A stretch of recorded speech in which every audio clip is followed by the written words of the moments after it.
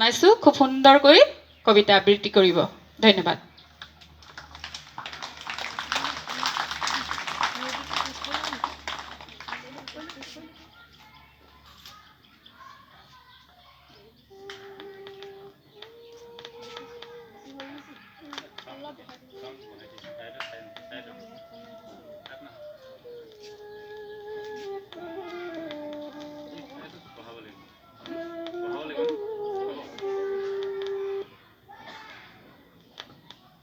নমস্কাৰ, মই এটি কবিতা আবৃত্তি কৰিবলৈ লৈছোঁ। কবিতাৰ শিৰোনাম দ্ৰৌপদী। কবি তুষপ্ৰভা কলিতা। পৃথিৱীয়ে জানে মই ৰাজকন্যা, ৰাজনন্দিনী, গৌৰৱিনী কৃষ্ণা যজ্ঞসেনী। কোনেও নাজানে হাই মই যে নাৰী অভাগিনী। মই অতি সাধাৰণ নিয়তিৰ ক্ৰিয়নত সমাজৰ নিয়মৰ দাসী। কুৰুকুল বধূজত কুন্তী মাতৃ অম্বালিকা অম্বিকাৰ দল। মই তাত এটি মাথো ক্ষুদ্ৰ সংযোজন। যৌৱনৰ প্ৰথম পুৱাত উৎপলৰ বৰণমালাত যাৰ বাবে গাঁঠিছিলোঁ হৃদয়ৰ সঞ্চিত আবেগ। স্বামী গৃহ প্ৰৱেশৰ পৰম ক্ষণত সেই প্ৰিয় ফাল্গুনীৰ ভীৰুতা ক্লীবতা দেখি ঘৃণা আৰু বিস্ময়ত আবেগ বিহ্বলা নৱবধূ থৰে থৰে কঁপিছিলোঁ মাথো। পাণ্ডুপুত্ৰই মাতৃবাক্য কৰিলে পালন, জড় পদাৰ্থৰ দৰে কৰি ব্যৱহাৰ। সমানে ভগাই ল'লে মোৰ স্বামিত্বৰ অধিকাৰ। কোনেও নাচালে ভাবি মোৰো যে থাকিব পাৰে এখনি হৃদয় এটি মন। সেয়া মাথো আৰম্ভণ। ধৰ্মপুত্ৰ যুধিষ্ঠিৰে যিদিনা ৰাখিলে মোক পণ, ৰাজনীতি কলুষিত ঘৃণিত পাশাৰ।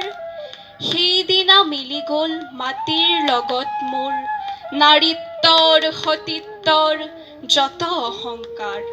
সেইদিনা বুজি পালোঁ ভালদৰে মই দাস দাসী ধন ৰত্ন ৰাজ্য আৰু ঐশ্বৰ্যৰ দৰে মই মাথো অতিৰিক্ত এপদ সম্পদ মদমত্ত জুৱাৰী স্বামীৰ।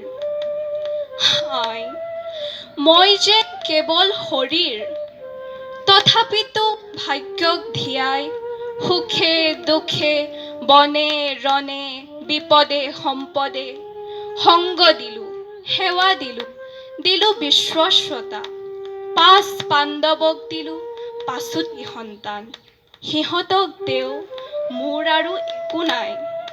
পাণ্ডৱৰ আছে অহংকাৰ, জন্মৰ গৌৰৱ আছে আৰু আছে সৰ্বাংগত উজ্জ্বল ভূষণ মৰ্যাদাৰ। সিহঁতেতো নিবিচাৰে নাৰীৰ হৃদয়।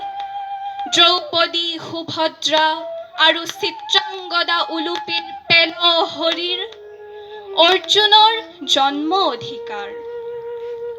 হে সূৰ্যনন্দন, স্বয়ম্বৰ সভাত যিদিনা সভাসদ পৰিজন সকলোৱে মিলি উপহাস কৰিছিলোঁ নিঃসম্বল সুতপুত্ৰ বুলি।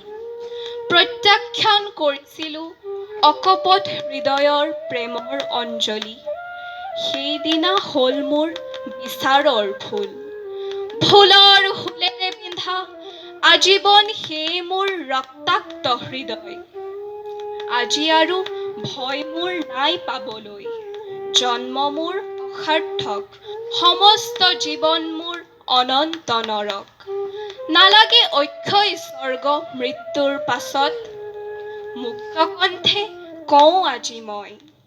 তুলনা কেৱল যাৰ দুপৰৰ উজ্জ্বল সূৰ্যত, সঁচা কথা মুগ্ধ মই সেইজনৰ অপূৰ্ব সৌৰ্যত।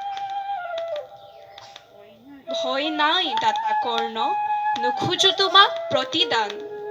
মহাকাব্য ৰচয়িতা সত্যৱতী পুতে অসুচি কামনা বুলি ভুল ব্যাখ্যা কৰক যিমান, তুমি তাত নাপাতিবা কাণ।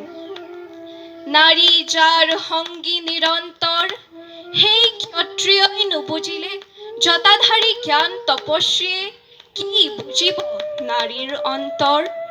সুতপুত্ৰ, তোমাৰ কাষত মই ৰাখি গলো প্ৰেমাঞ্জলি মুগ্ধ হৃদয়ৰ।